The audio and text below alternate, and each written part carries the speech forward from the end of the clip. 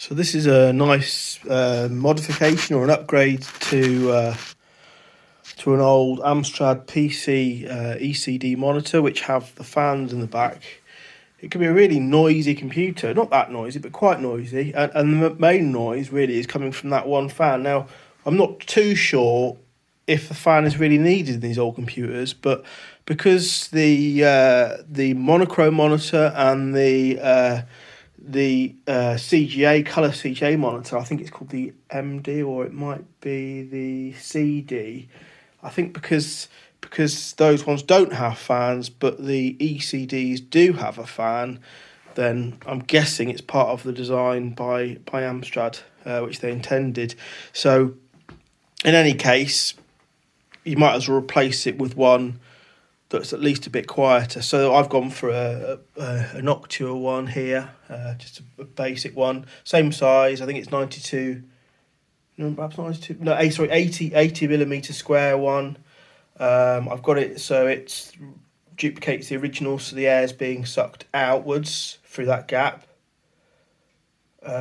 which I'm guessing pulls air in through the other vents, if it has any effect at all. But I imagine it does have some sort of effect.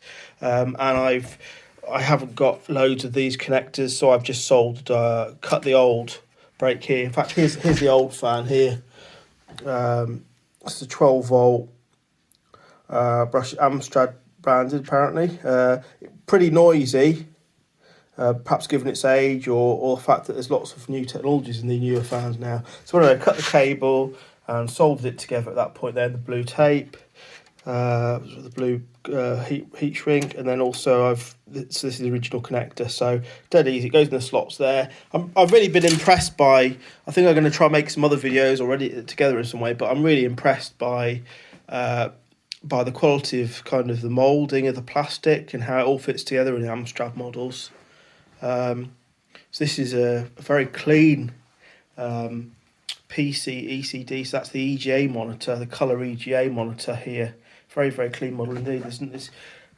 It's got hardly, well, it hasn't got any dust in it, so there was a little bit of kind of soot from the thing at the top, but I've just cleaned it off as well. But there's really hardly any soot or grey on it at all, so that's really good.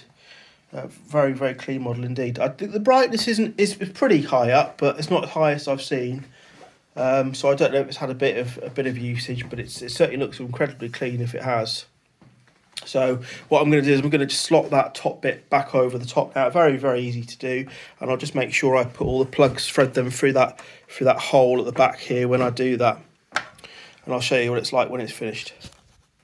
So just slotting the top cover on it, you can just see that's just clips in there. The red's on the top one, it just clips nicely into a little connection point there.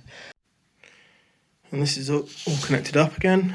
So I'm just going to just turn it on, just to give you an idea about what it sounds like now.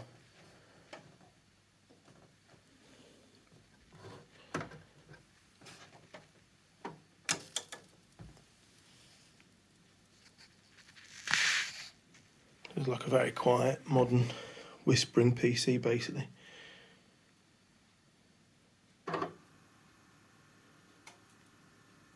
I'm going to make a few videos, hopefully, of my kind of refurb on this machine. I replaced the hard drive with a compact flash for an XTID card off eBay. Very easy to do.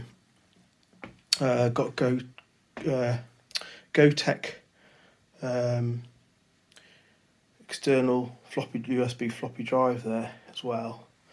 And it's got a sound blaster in it too, so I'll do a couple more videos showing kind of the inside, but probably one of the easiest PC builds I've done, refurbs I've done for a long time. A lot easier than the Pentium and the 486 I'm also tasked with at the moment.